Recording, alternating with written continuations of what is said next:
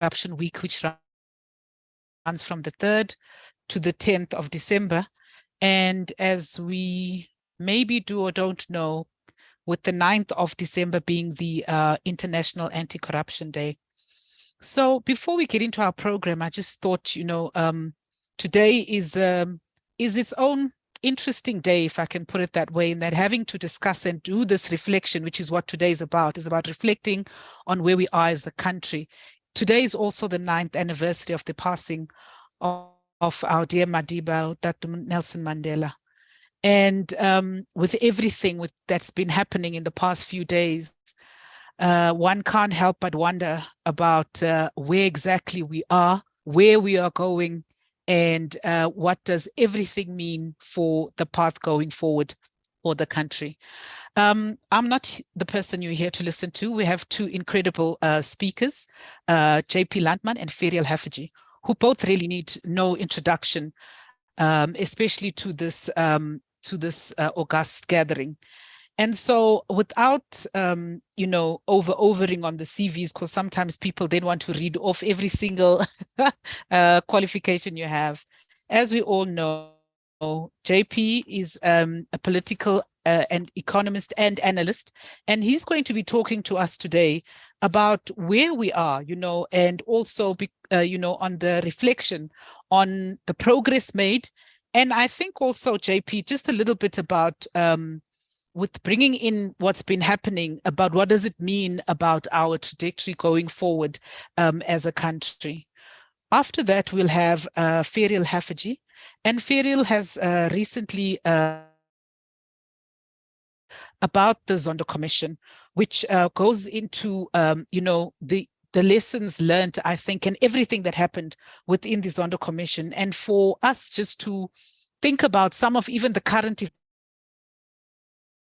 which continue to show some of the activities that happen, which are around corruption. I mean, we just had a recent protest by driving school owners, not against the corruption and the bribery, but rather at the quantum. What does it say about us and where it is that we need to go? So before I hand over to you, JP, I've got a challenge for all those who are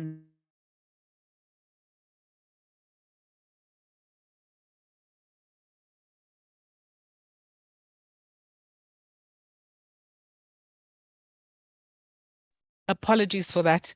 So I have a challenge for those who are non-English speakers, that in your language, in your home language,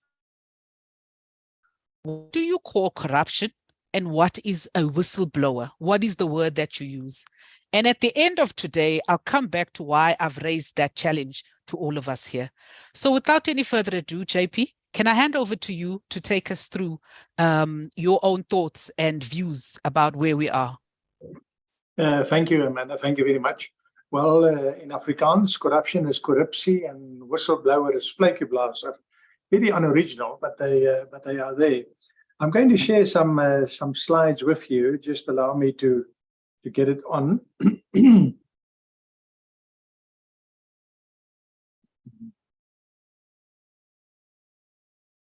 Can you see it? Yes, we can. Great. Okay, so first of all, I just want to make it clear that I am under very strict instructions from Zakira, and that is, as you can see there, share an overview of the factual listing of anti-corruption work. Now, if I list everything, it will become an extremely long and boring presentation, but I'll try and strike a balance between listing and Amanda, the reflections that you're talking about. I want to start with a comment that goes back almost half a century to 1988, December 1988. It was one of the first meetings held between the ANC and the old National Party regime, one of those secret contact meetings. And this one took place in December 1988 in Flitwick, a little town castle in the south of England. And the castle, of course, gave privacy. And that's where one of these meetings took place. And one of the people at the meeting was an ANC representative by the name of Thabo Mbeki. And this is what he said about the coming liberation. Liberation from a dictatorship inevitably entails corruption. South Africa's liberation will be plagued by corruption. And you can find this on page 156 of the book Endgame, which described the whole process of secret negotiations. But I thought this remark by Mbeki was remarkably prescient. If you think when it was made, it was Mr. Mandela was still in jail. It was really in 1988 a very, very different country. And then Mbeki said this. And what he did in the discussion was to refer to several examples in the world, in Africa, but also elsewhere, where post-independence elites have enriched themselves at the expense of the poor.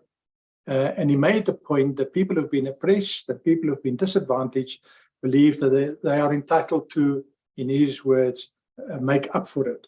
And I think you will recognize here something of that remarkable book by the Kenyan corruption buster, It Is Our Time to Eat.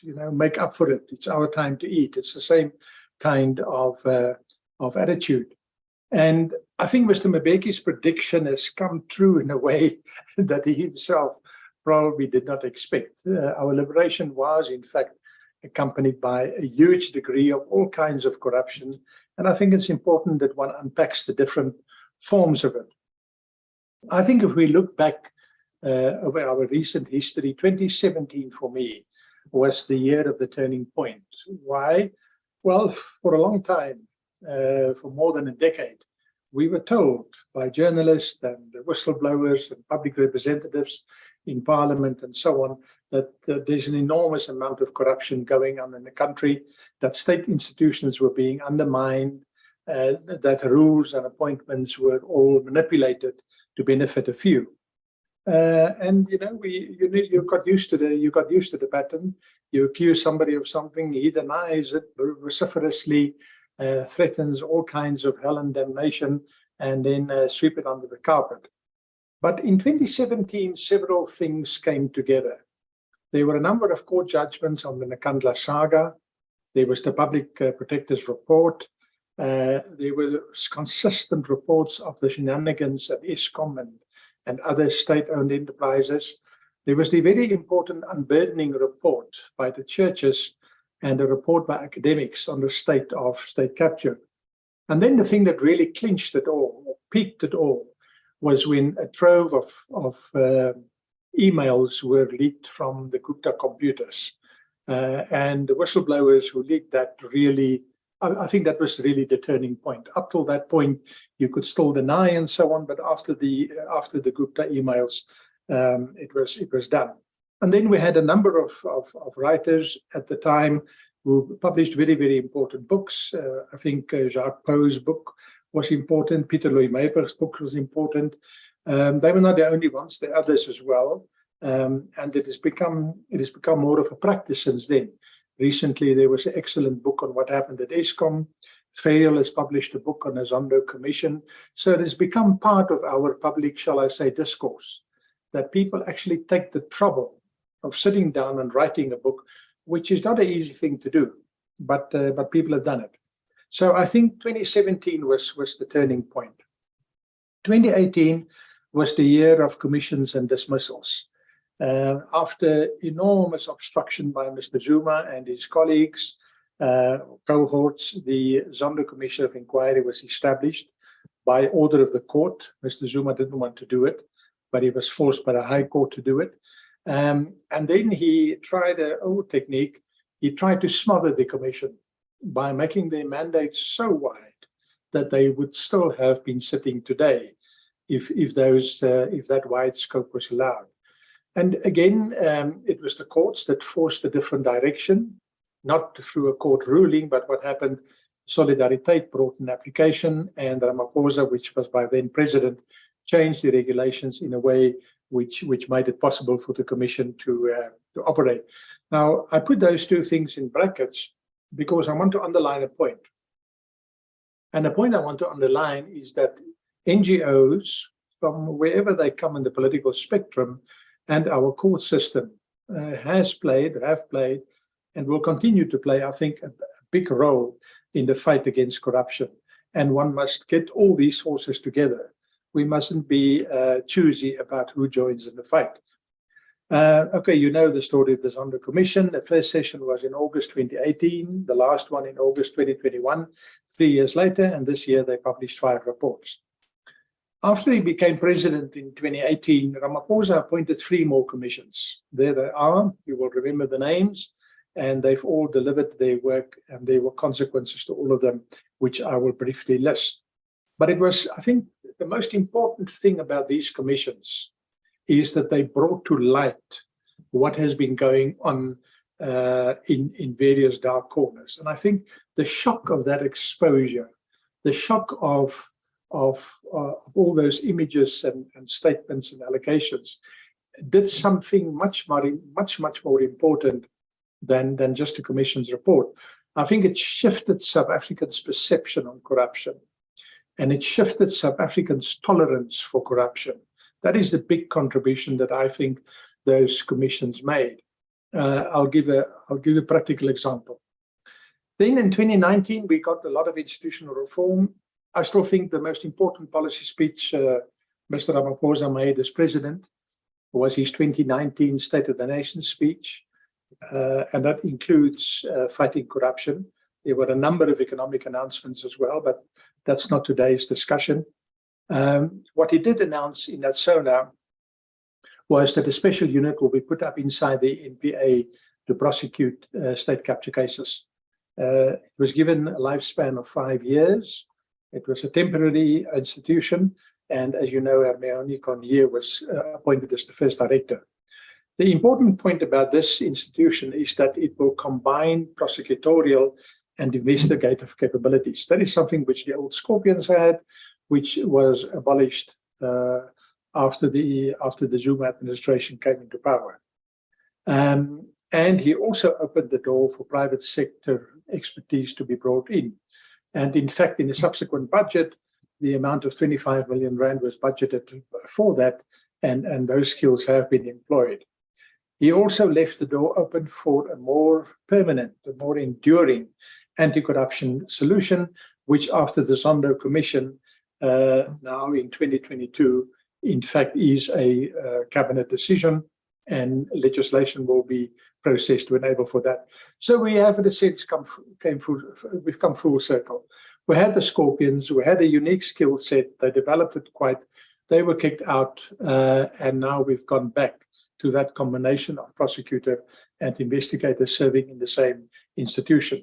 And one of the things we have to do is to make sure that indeed this legislation gets passed, particularly now that there is a possibility of a change in political leadership, and that we do see this body being established. Then in the next year, the COVID year, 2020, we got COVID corruption, which I think did more than anything else to shift perceptions, to change perceptions around corruption. You all know the explosion of anger.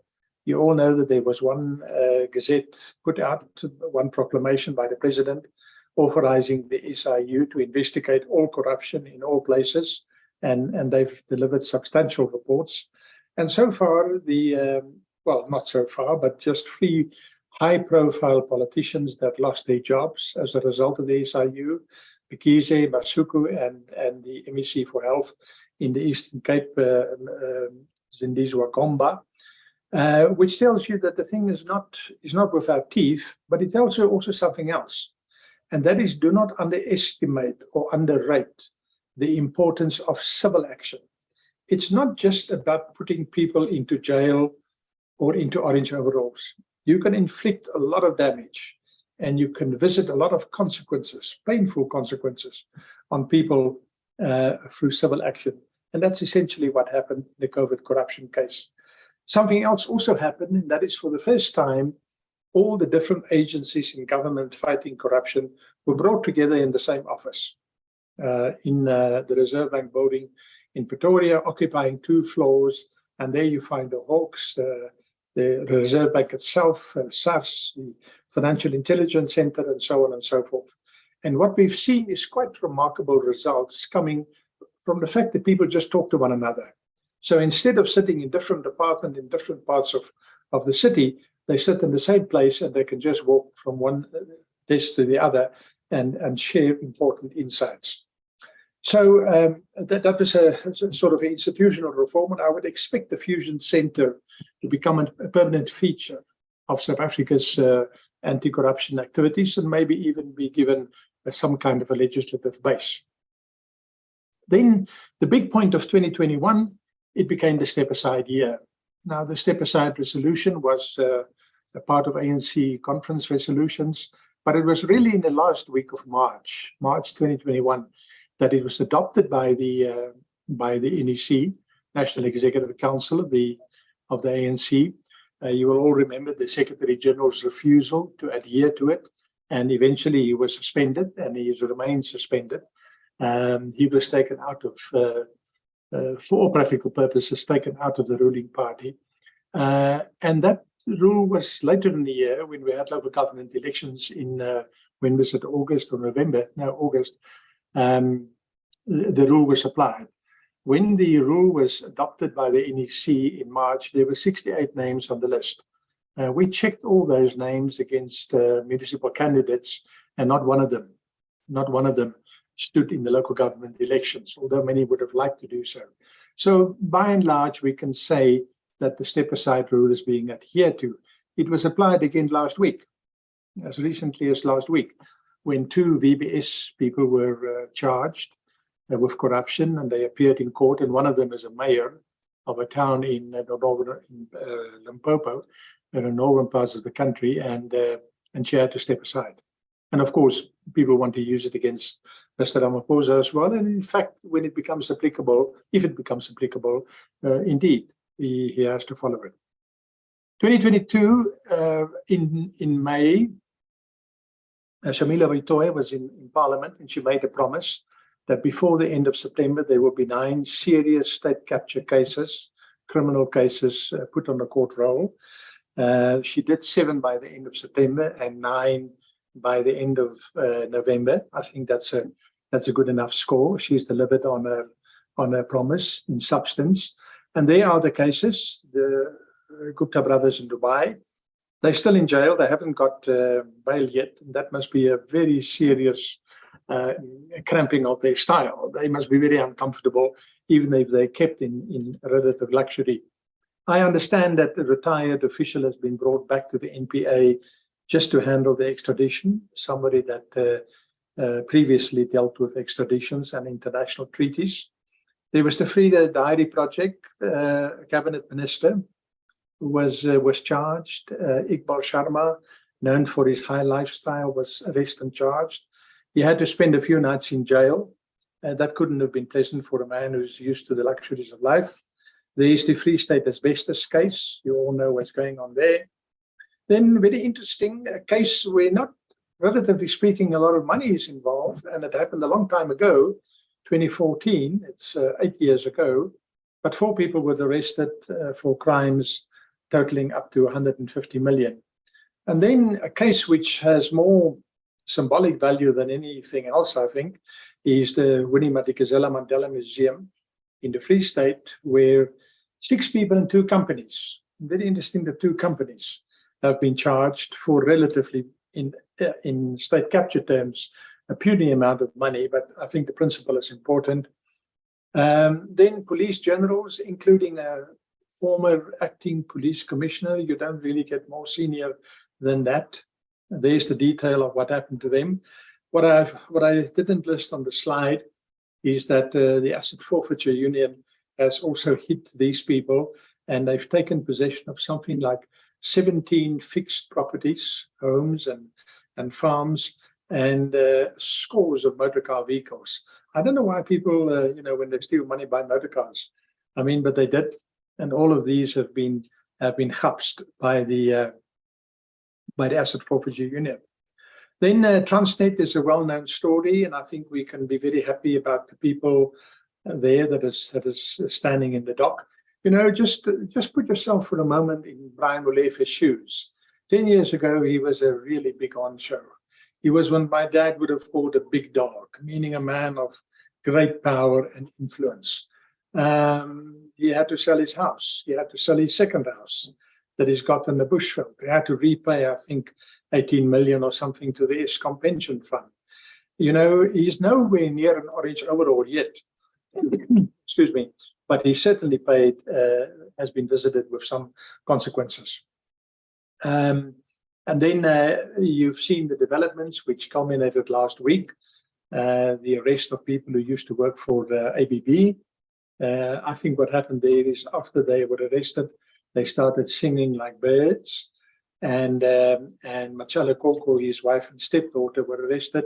And this week we heard, or over the weekend we heard, that the investigative directorate has put a fine of 2.5 billion rand on ABB as a punitive reparation to South Africa, to the people of South Africa. And ABB must also pay 5.5 billion in the US and 75 million rand in Switzerland for the corruption that they committed here in South Africa. Now, this point about ABB, you must see with the point about McKinsey higher up. It is extremely gratifying to see that action is being taken against corporate entities as well, not just individuals. And then I've already spoken about VBS and the 2 people that were arrested last week. Now, this slide is for me an extremely important slide, and I think one that is generally not appreciated.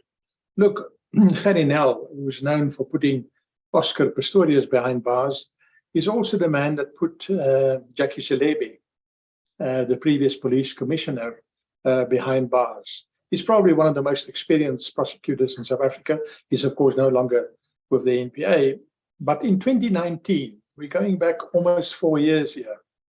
Almost 4 years. In 2019, Gerrie said, it is one thing to be aware of a wrongdoing, but something very different to secure a conviction in a criminal court.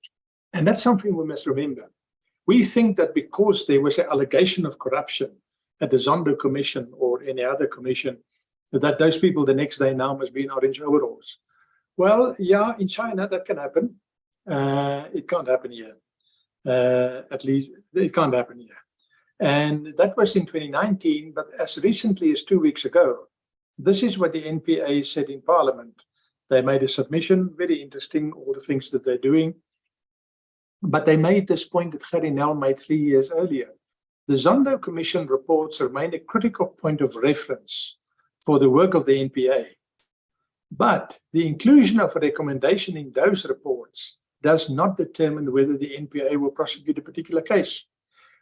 For prosecution to happen, cases must meet criminal standards for prosecution. And I think this is an extremely important point. Gerrie summarized it well. To know that something is wrong or that some wrongdoing was done doesn't mean you can get a criminal conviction. You've got to get evidence. The evidence has got to be corroborated. It's got to stand the test of cross-examination and so on and so forth. It is something which lawyers appreciate, but which we in the general public do not always appreciate. And this leads me to the point that I want to make, that fighting corruption is not just about orange overalls. You can also do it in a civil way. There is a quote from the High Court on the case of the Gauteng Health MEC, who wanted to take the SIU, who took the SIU on a review to the High Court after he was fired as Health MEC by the Premier. And that is what the court said. Civil cases are administrative in nature, and the burden of proof is merely, it's my emphasis, on a balance of probabilities. Criminal case, beyond all reasonable doubt. Civil case, balance of probabilities, much, much easier.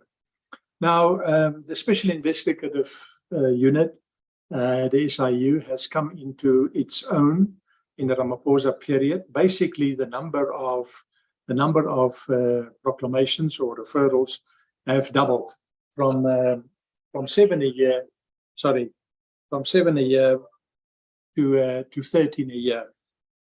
My apologies for that. I'm sorry. I switched the phone off. You can see the damage that Batabile Dlamini suffered, and take the 7 VBS accused, not the latest 2. I don't know what will happen to them, but the first 7 that were arrested were all made insolvent. They've lost all their assets. So whatever they might have stolen or not stolen, plus what they've not stolen but acquired through other means, they've lost them. So don't underestimate the fact that severe consequences can be visited. So I'm just going to flick this because the time marches on, but I do want to refresh our memories with what has happened. You know, just imagine where we would have been if Tom Moyane was still at SARS and we hasn't seen that turnaround. And we have seen it. And yet again, if we want to defend democracy, the media, some parts of the media played a terrible role in the whole SARS thing when they fell, what is the expression? A line, hook and sinker for the rogue unit narrative. And it astonishes me that the man who was then an editor is still around opinionating about all kinds of things. One would have thought by now he would have immigrated to, I don't know, Sahara or somewhere. Then we've seen what happened at the NPA. The top three in the NPA were taken out by Ramaphosa in the first year. All of them fought tooth and nail to try and keep their jobs. Eventually, they gave up. We got the special unit. And I think a very important thing that also happened, given how clogged the South African court rolls are, Ramaphosa created a special tribunal to make it easier for the SIU to get decisions through the court system, and it's working quite well. I don't have to say about the improvements at Eskom. Yes, we've got load shedding, I know, but load shedding is not the full story of the progress against corruption.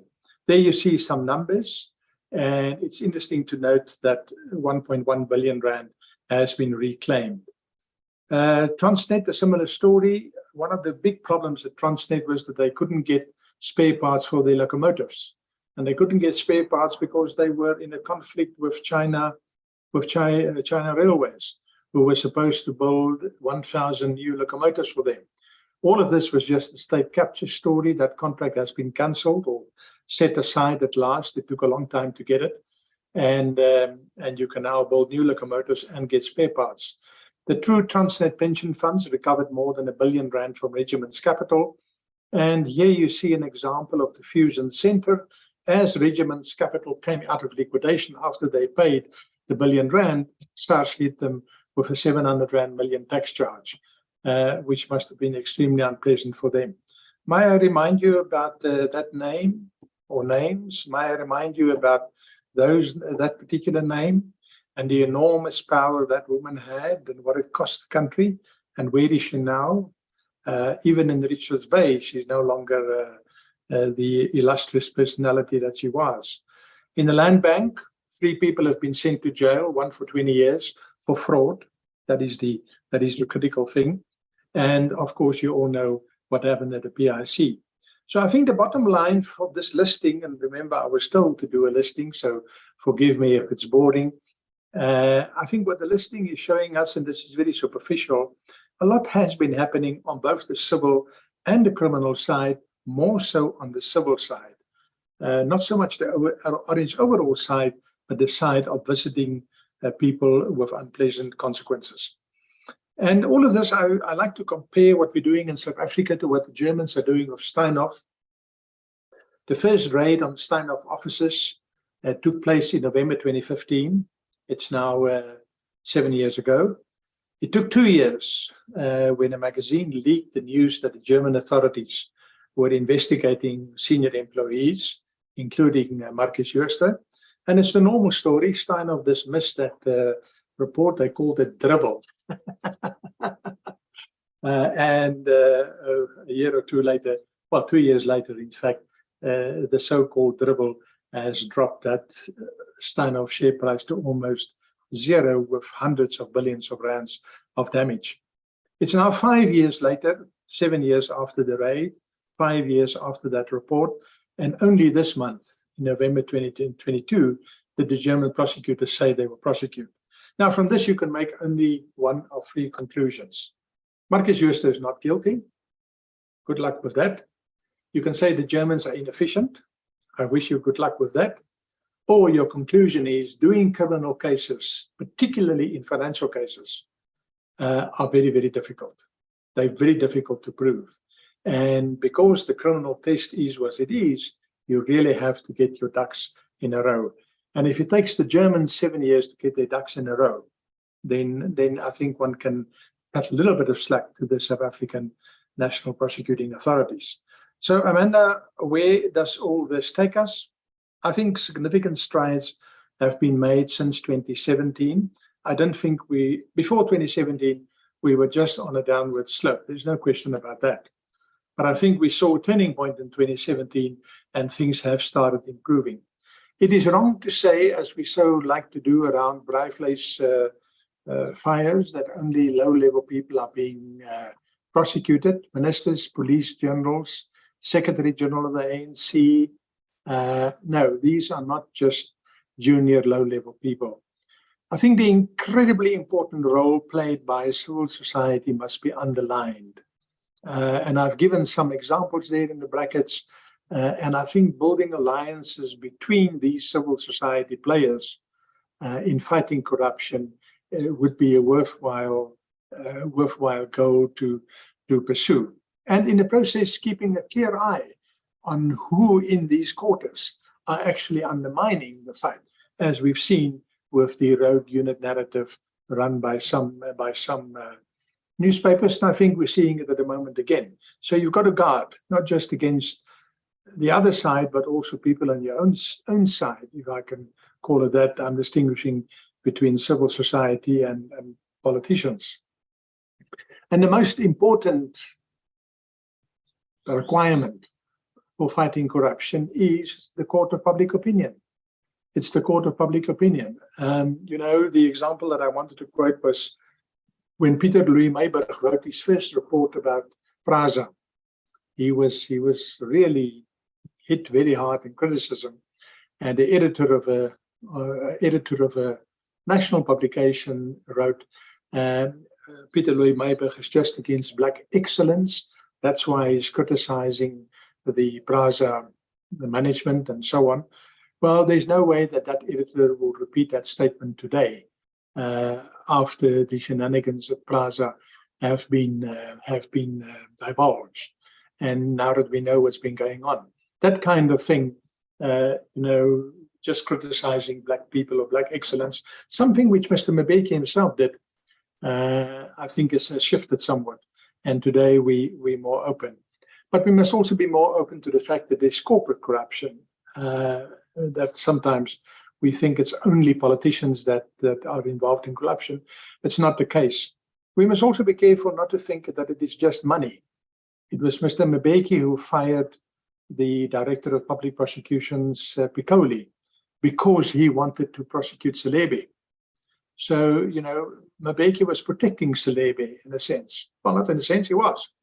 So I'm quite sure there was no money involved. I'm quite sure there was no financial advantage. But the fact remains, I think the dismissal of Piccoli and protecting Celebi must have affected some people in their perceptions of what is possible.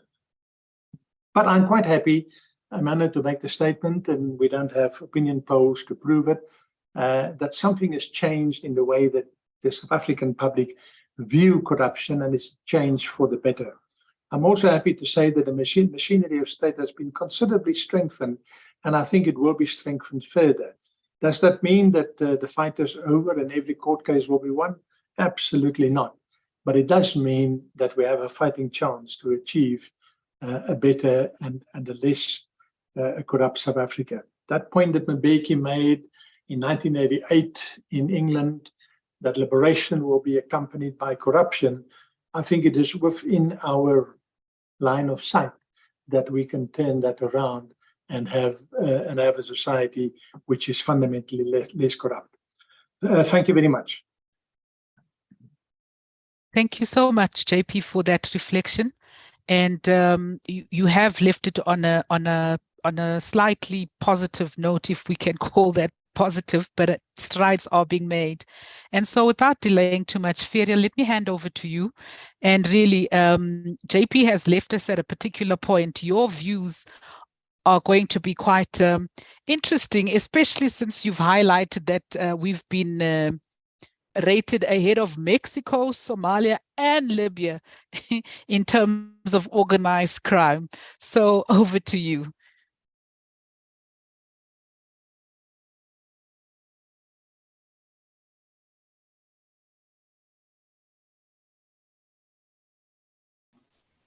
Hi there, Amanda. It's lovely to be with you. And that was quite a majestic list from JP. It makes you feel good, as if progress has definitely been made. So the start of mine is quite similar. I thought I might start with a book, with a story about Andrea Johnson, the head of the investigating directorate, at the launch of my book called The Days of Zondo. She had agreed to come, but she couldn't be on the panel because there was a security risk. She arrived with a single protector, and obviously I wanted to rush and give her a book, and she insisted on paying for herself because they cannot take any gifts. And she spoke very briefly after the address by Mr. Terence Nombembe, who was the head of investigations of the commission. And what I came away from that with is that this is somebody not only who you don't want to run into if you've done something wrong, but with a very, very firm sense of her stewardship, of the baton which had been handed over to her by Judge Zondo, and also very clear sense of what she was going to do. So, and I think that that stewardship is very clear from the entire NPA, but also from the investigating directorate. And I suppose the symbol for me of the year which JP outlined for us has been this procession into the dock of people who were untouchable in their impunity before. So the story of Mr. Eric Wood, who was first with Regiments and later went on to Trillion Capital. He's a guy who I roughly called the Melrose Mafia. He was the great deal maker. He was the guy who was trying to influence the direction that the National Treasury went into when the Weekend Special Minister Des van Rooyen was appointed to as finance minister for that short period. Eric Wood was kind of an untouchable. He was apparently the person who had every single new sports car you could find in that precinct of cars in Melrose Arch. This year, you saw a much humbled man in the dock. He looked like a shadow of the person he'd been before. And as JP has said, if you look at that Transnet case, which is our most serious, you've seen Brian Molefe, Anoj Singh, Iqbal Sharma, Niven Singh, Lita Nyonya. These were the key people in the Transnet case, all of them making themselves through the courts. Importantly, Mr. Ace Magashule, for his role as Free State Premier, was also charged with a range of corruption charges. And then with him, the tenderpreneur who had gotten the majority in at least the asbestos contract, Mr. Edwin Sodi. This is amongst 28 major state capture cases which have been enrolled. That was my last check. I think it may be higher now if you ask JP. And over 1,000 people have been individuals have been charged as we enter this period of reparation. So this is not nothing, but neither is it, Amanda, neither is it orange overalls. And this is the question I get asked most of all. I think our publics see justice as the sound of a prison door clanging shut behind them. They are not convinced by processes. And I've seen this where Anton du Plessis, the Deputy National Director of Prosecutions, he says that there has been a mental incarceration. What this means, what I think he means by that, is that people are fearful of doing corruption because there's been this mental incarceration at least. When he says so, and when I've put that to people, they do not seem to be convinced by that. What people want is substantive justice. So I wrote my book because I wanted to make sense to myself of this journey of the Zondo Commission of Inquiry, or the State Capture Commission, which I found probably one of the things in my life as a journalist. I felt it was the most honorable process that I'd covered, and I've done a few of those. And the way that I wanted to do it was to map exactly where this commission had traversed? Where in our country and where in our polity had it investigated? So I wrote that up. But what I found when I interviewed Mr. Nombembe, as well as the chairperson of the commission and now Chief Justice, Mr. Raymond Zondo, he said to me that both of them said that they felt we had only touched the tip of the iceberg. And that's why one of the key recommendations of the commission is for itself to be made permanent, for a permanent anti-corruption commission headed by a retired judge.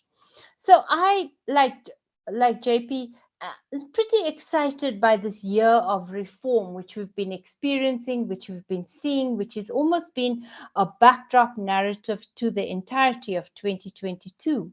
But the other story of 2022, and there've been many, is that it's also been the year with the highest number of power cuts ever. And that's a direct outcome of the capture of Eskom.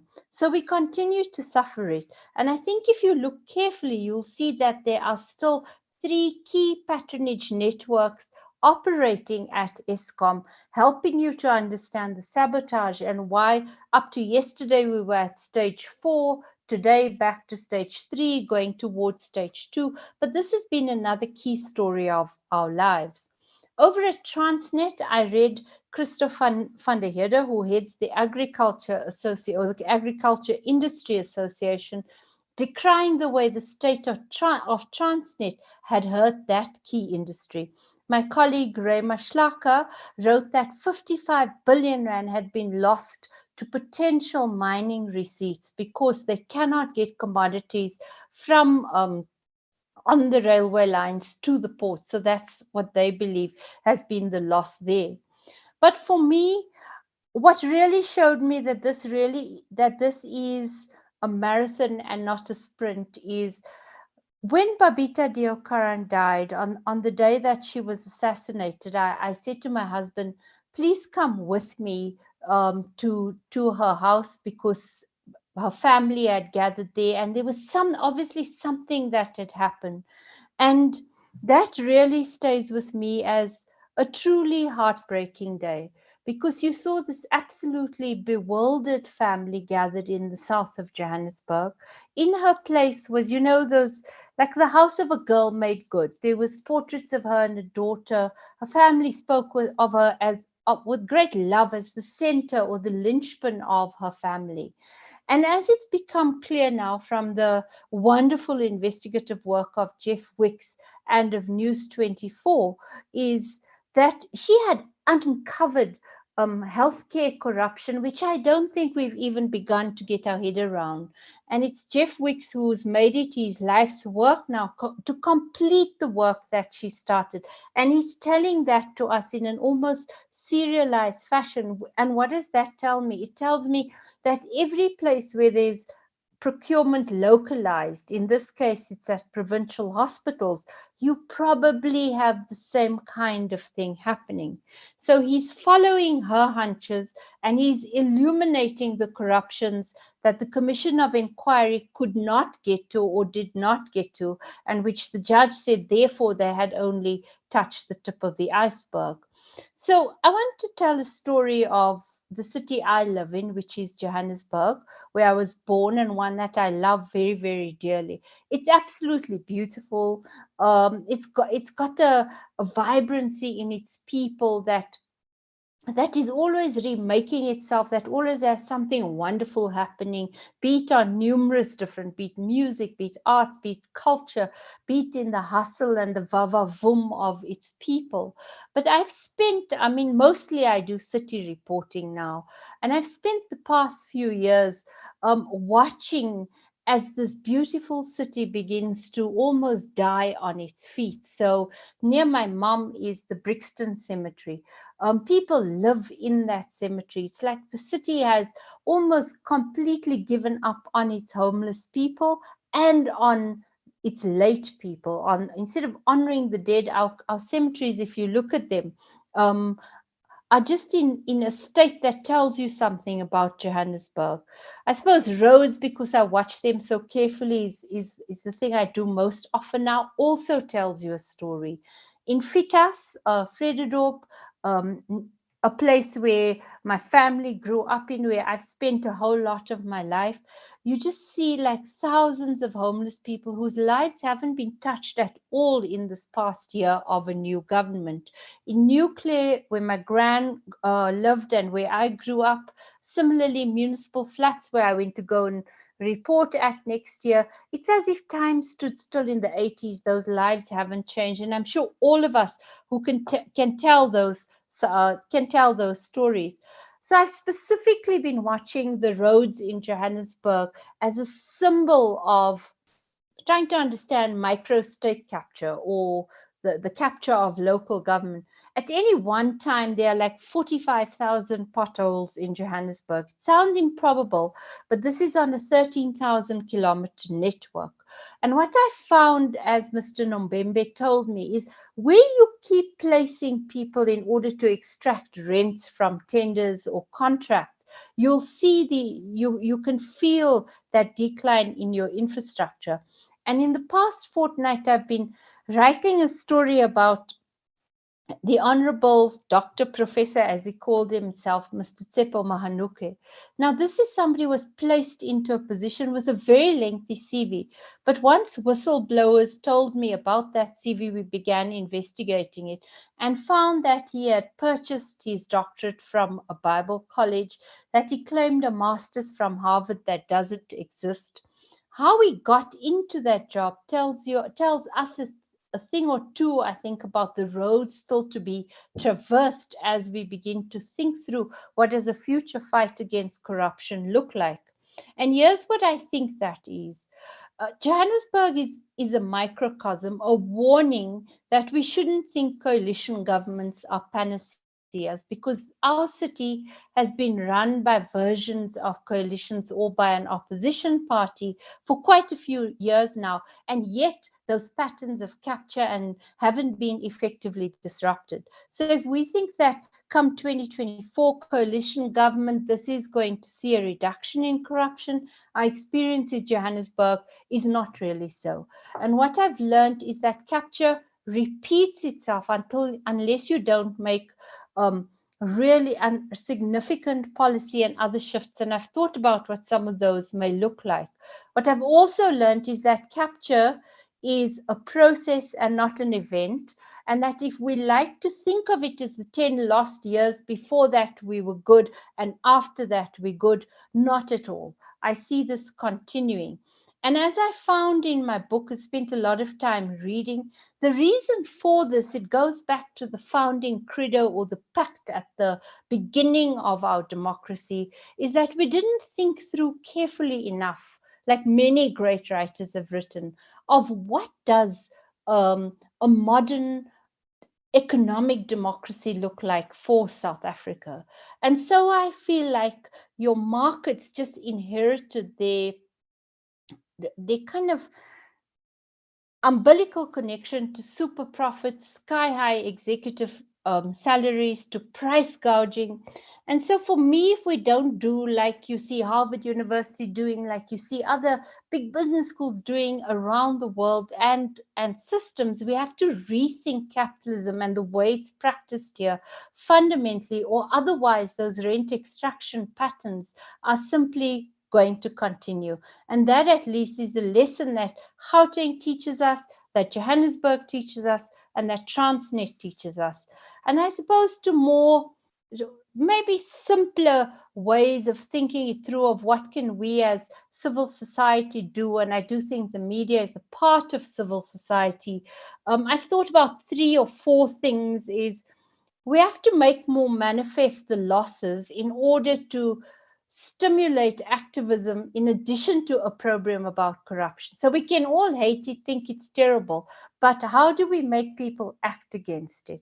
And just for myself, I've thought that every time we see 1 million, 1 billion, 500 million lost, we have to learn to start expressing that in jobs lost, in taxi trips not taken, in a house not built. And that's the thing I want to do next year. And I would love if there are people who can help me make those calculations and graphics and get it out there, because then I think you're showing people what the opportunity loss is every time there's a scandal. Because I think the way we've become now is a little bit, we pass over from one scandal to the next. So I feel like we need to show what we're losing. The second is something Songezo Zibi wrote in the Daily Maverick today, that we have to develop civil society watches over the key institutions, and he named them as the NPA, the Investigating Directorate, Eskom, I would say Transnet as well. Wherever there's essential public financing, civil society needs to almost be an alternative board of directors so that we could keep our eyes on what's happening there. Here's one that's controversial, I know, but you've been seeing it done in small towns across our country, a tax direction to stop the looting, where that looting has become so severe, like in Joburg, that you could almost see there's nothing you can do anymore except to undertake a radical action like that. And then I thought I might just end with something I saw today, which showed to me the very long way that we still have to go. You know, the president finds himself in hot water at the moment, and he went over to Nasrec to go near what his party had planned for him. And as he got into the VIP holding room, there he hugged the Deputy Minister of Water Affairs, Minister David Mashlobo, and he also warmly greeted the former Home Affairs and other Minister Malusi Gigaba. Those are two politicians who are at the center of the story of state capture, and yet they still remain in absolutely politically powerful positions. And what that image showed me of a president almost begging for his political life from people who were so severely implicated in capture is that really the terrain of the anti-corruption battle it has to be elsewhere than in politics. Thank you very much, Amanda. Thank you so much, Ferial, for the thought-provoking, I think, reflection, which juxtaposed beautifully with what JP spoke about, which is about we are making progress at a macro level, if I have to put it like that, but that on the micro level, what the ordinary South African sees on a daily basis, that is not as visible as it really needs to be, and is not as visibly felt as it could be. We encourage all of you, if you've got questions, please post them on the chat and we will ask them. But to both of you, while we're waiting for the questions, I hear, I mean, when you listening to the speak and also just reading about trauma, we sound like we are really a collectively traumatized society. And at the same time, a lot of the action now seems to be sitting back on this, on civic movements, on society to basically be the vanguards of protection.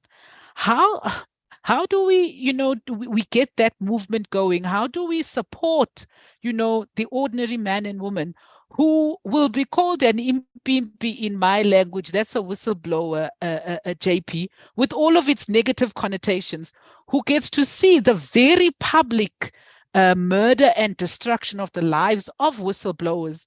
And yet here we are at the, almost needing each and every one of us as we sit here to become more active in this fight. I don't know, one of you who'd want to just comment on that.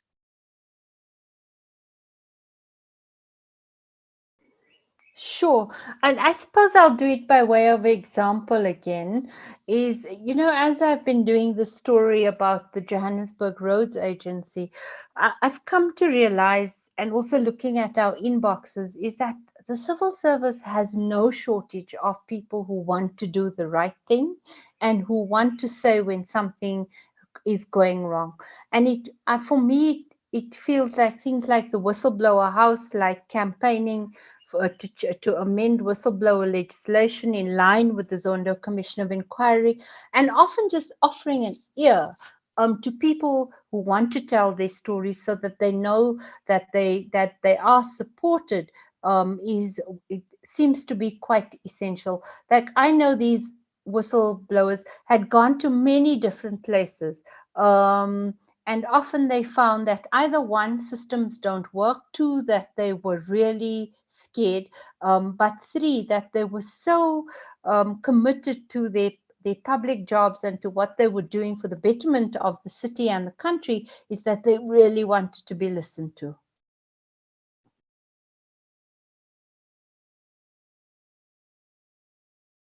Okay, thank you, Ferial. JP? I think the point that Ferial made about a lot of good people who want to do good and who want to just be good civil servants is a very important point that we mustn't lose sight of. We tend to have very broad brush strokes when we talk about these issues. And what we do in the process is we deprive ourselves of hope. We deprive ourselves of hope. If everything is as bad as we say it is, well, why care? Why do anything? And I do think that there, again, the way the media handles stories sometimes is not constructive. And I don't want to get into a media bashing story. Not at all. But when you get a headline like today, that story by Mr. Zongezo Zibi, and the headline says, South Africans, we are on our own. I don't feel I'm on my own. I am with people like you. I am with journalists who fight the good fight. I'm with judges who take strong stands, and so on and so forth. I really don't feel alone. So why create this? Why create this perception that everything is lost? I think if we want to make progress in the fight against corruption, we must accept that we come from a particular place, and Mbeki has outlined that place. We must accept that it's a long journey that we have to travel.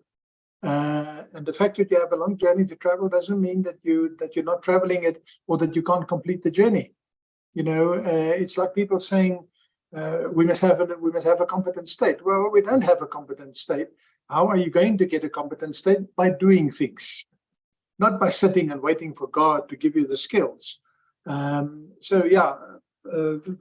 That's all I have to say. I mean, Ferial is quite right in what she's saying, but we must also do a bit more to give ourselves hope and to motivate ourselves.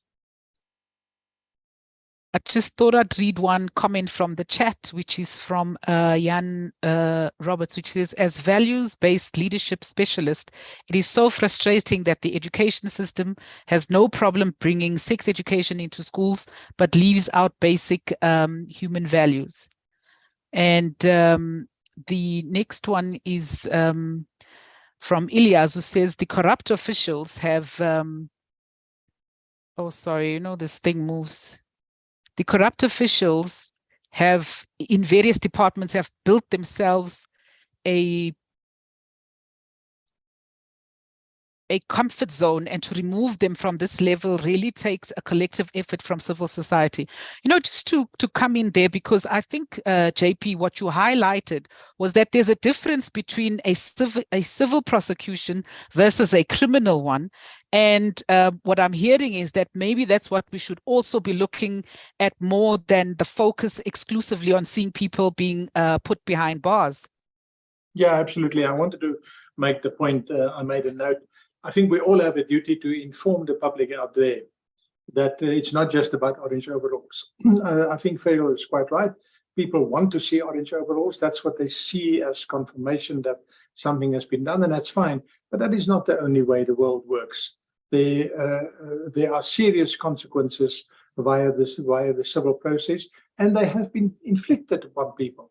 So I think, yeah, I may sound like a member of the Communist Party who believes that he must be the vanguard and educate the people.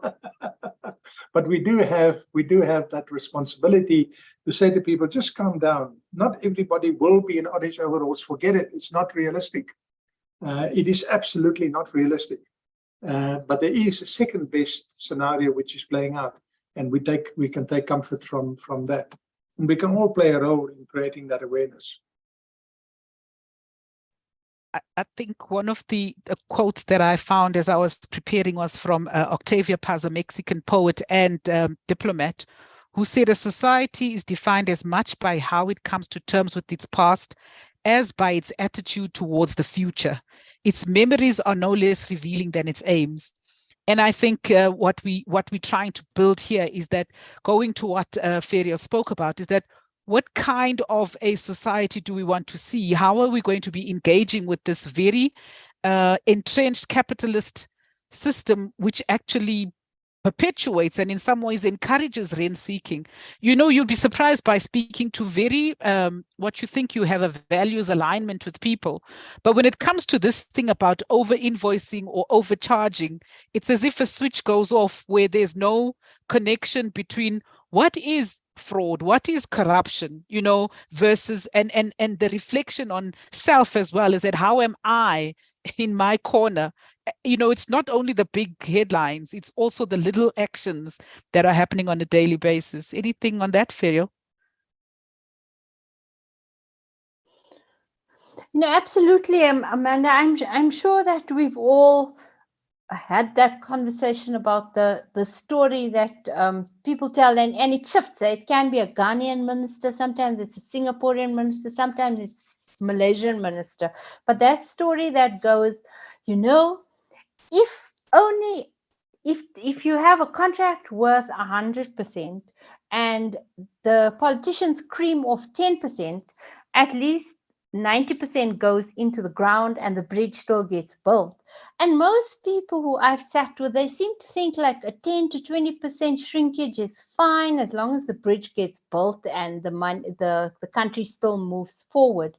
And a part of me sometimes thinks pragmatically, yes, because what we've seen in the era of state capture is 100% of it gets extracted, mismanaged, or just never put into the ground. But I do think that we have to hold up the hope at least. And this is what the judge said to me when I put it to him. You know, the best we can do is maybe prevent corruption. We can't eradicate it. He was absolutely clear that we have to hold up the flag of corruption eradication and not just limiting it or reducing it. And therefore, sometimes I disagree with in some parts I disagree with what JP said, is that we have to insist on people being jailed for corruption if it is to truly have a cautionary impact across the whole of society. Thanks, Ferial. Just going to some of the questions. This is just a comment from Sarah Crow saying, excellent point from JP Landman. We can only change by creating change. And then there's a question from Eddie. I'm not sure who it's to, which is, to what extent have our capturers contributed towards the radical weakening of CSOs? I'm feeling a little bit uneducated because CSOs being civil society organizations. Yes. I think if I can jump in, Ferial, I know you must go. If I can jump in, I think democracy has done more to to lower the status of CSOs than anything else, because you know now we've got democracy. We don't need an active civil society. That is clearly changing. That is clearly changing. We're going back again to the active civil society activities and organizations that we had previously. In fact, I think it's getting stronger. There's more variety. You know, previously it was just get rid of apartheid. Get rid of apartheid and let's have a democracy and things will be better. Now I think there are a variety of organizations fighting the good fight, whether it's in education or in health or in corruption. So I'm tempted to say, Eddie, that I think there's a rise of civil society activism after a lull, which came post democracy. That's my reading of it. Ferial? civil society organizations have, in my opinion, gotten stronger as they've geared themselves and supported, for example, the State Capture Commission. But on the other hand, I do think that where you see it even inadvertently, the weakening of the entire sector being supported is where funds are granted in a partisan fashion. And I think that's also something which I've seen deepening across the maybe 15 years now. And that, I think, Amanda, we're going to see more of as political parties try to entrench their power. And as we've seen, they fight against a more muscular electoral reform, which tries to put power, if you like, back in the hands of ordinary people. No, thank you very much. And I think that call for this active citizenry is something that you know, we really cannot do without as we move forward. So I think we can start wrapping up, because we you know, starting this journey of the commemorations this week, you've both given us quite a lot to think about. And I see one of the questions was asking, what is the role? Who can do what in terms of enabling that the recommendations of the Zondo Commission are taken forward? And maybe, Ferial, there's something that you can speak to? Sure. So, you know, the Zondo Commission makes 358 recommendations, and civil society is going to have to own that report, because I think that as this political accommodation which we're witnessing now happens, if President Cyril Ramaphosa survives this moment, I do think that one of the casualties of that accommodation is going to be the implementation effectively of the State Capture Commission findings. And I do think its ownership is going to have to be passed to civil society, a relatively small and underfunded sector, but one which has proven its mettle again and again and again. And when I say so to people, they say, oh no, not yet another thing. But I don't think that report, all we've learned and all that's been exposed, can be entrusted to the political world to ensure that it is implemented. And I do think the reformed institutions that JP has taken us through so in such great detail, they will also need to be supported as we enter this period of I think, quite short-sighted politics, especially in the governing party. JP, your comment? Look, something that I thought of over the weekend is it'll be interesting to compare Phala Phala to Nkandla. I get the impression that the country at large is much more critical in the Phala Phala case than what it has been in the Nkandla case. And it's not just the money, 240 million versus what, about 10 million. The way that it's just a very different reaction. And that tells me something about how the country has evolved, how our tolerance for corruption, I think, has declined. I wouldn't, at this stage, jump to the conclusion that there will be short-term accommodation that will undermine the fight against corruption. Maybe that happens, but let's wait and see whether it actually happens, instead of just articulating our fear. You know, people have fears about economic policy, fears about anti-corruption stance, fears about, well, everything. I think it's also important to curb our fears and be guided by what practically happens on the ground. I'm quite encouraged by the fact that the society is grabbing this Phala Phala story and not just treating it as softly as we treated Nkandla. I think it tells us about how far we've come. No, thank you very much. And so really, I'd really like to thank the two of you for your time this afternoon and for the awesome and thought-provoking inputs, because I think we're all walking away with thinking about ourselves. When people talk about the civil society, they're talking about you and I, and this very, very vigilant and active role that we need to continue playing if we are clear about a South Africa that we want to build, that we would like to live in, that we want to be proud of, and the role that each and every one of us needs to play. So thank you very much, Ferial. Thank you very much, JP. And I hope you enjoy the rest of your afternoon.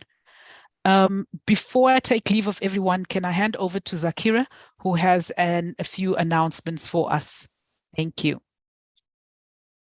Thanks for that, Amanda, and thanks, JP and Ferial. I think from the Defend Our Democracy side, it is Anti-Corruption Week from the 3rd to the 10th of December that's been marked this year. There's a number of civil society activations underway, and we want to invite you all to, on the 7th, that's on Wednesday, attend the picket that we're hosting outside the Gauteng Provincial Legislature. And it has to do much with some of what we discussed today, issues of corruption, but specifically in the health sector. And we know the kinds of allegations of corruption that has come out of Tembisa Hospital, for example, where money was allegedly being used to purchase skinny jeans and purabars, and not medical equipment that was used for that could be used for the public. So I think we want to invite everyone to take that picket. It will be 1 o'clock to 2 o'clock outside the Gauteng Provincial Legislature on the 7th. Civil society organizations are also marking Whistleblower Protection Week from the 5th to the 9th of December. This is an important time because the 9th of December is marked as International Anti-Corruption Day. And I think lots of organizations will be having a number of events that people can support. But today at the PLAF event, that's the Whistleblower Protection Group, organizations like Corruption Watch and others indicated that we are at an important political moment. And there is a need for civil society organizations to be convening, to be gathering, and to be giving some sort of direction to, I think, a country that's quite disillusioned at the moment. And as we've seen from comments coming through on the chat, that people feel that it's just an endless fight against corruption. And I'm hoping that today's session has indicated that there have indeed been some gains, but that these gains need to be guarded and protected by both civil society as well as the public at large.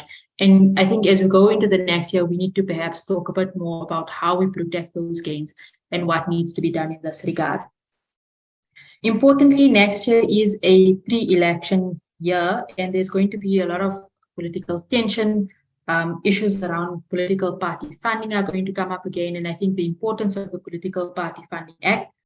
Importantly, I think for society is the need to ensure that we have mechanisms in place so that as many people as possible who can observe elections are able to do so through the formal process led by the IEC. And I think we'll be able to communicate a bit more about this next year. But all of this does speak to the need for some sort of an agenda for change for civil society organizations and for the public at large. And we're hoping that the Conference for Democratic Renewal and Change, which was held by the DoD earlier this year, and the documents that emerged can feed towards some of this as we build on into 2023.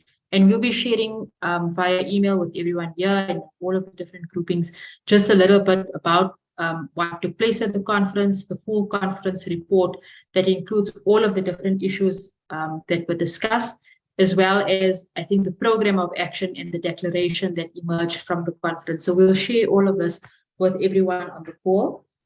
And in relation to all of this, I think for 2022, there's been two key issues that we've been focusing on. One is the issue of state capture, and there's been an immense amount of work being done by the civil society working group, by organizations like PARI and PSEC that recently held a conference, and many others as well, in terms of defining the role of civil society in relation to tracking the Zondo Commission recommendations and how to take it forward. But there's also been significant work done around the issue of electoral reform. And tomorrow we are hosting an electoral reform indaba, an online indaba following the first that was held with a number of civil society organizations.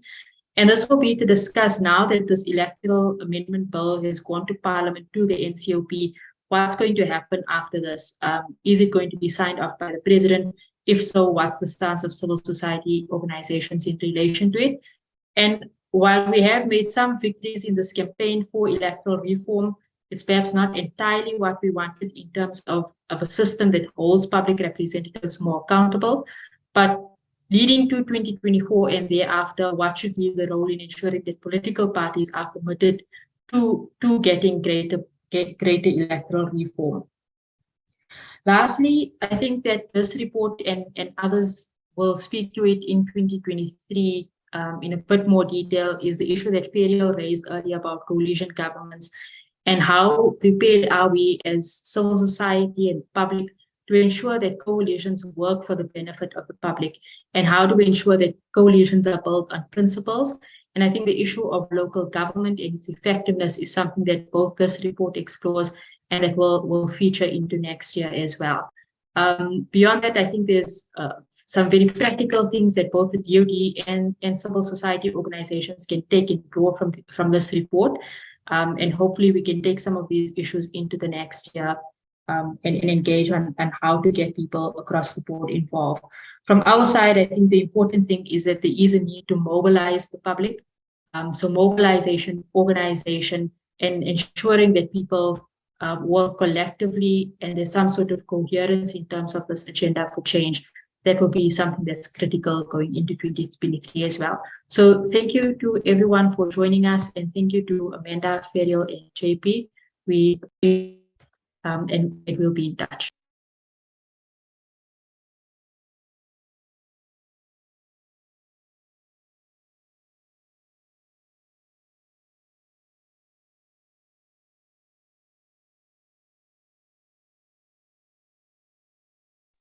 Amanda, I think you're on mute.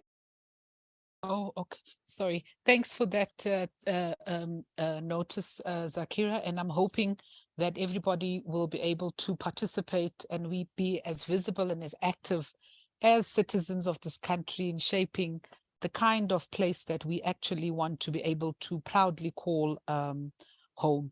Some really critical points were raised today, and one of them being that this is a process, not an event.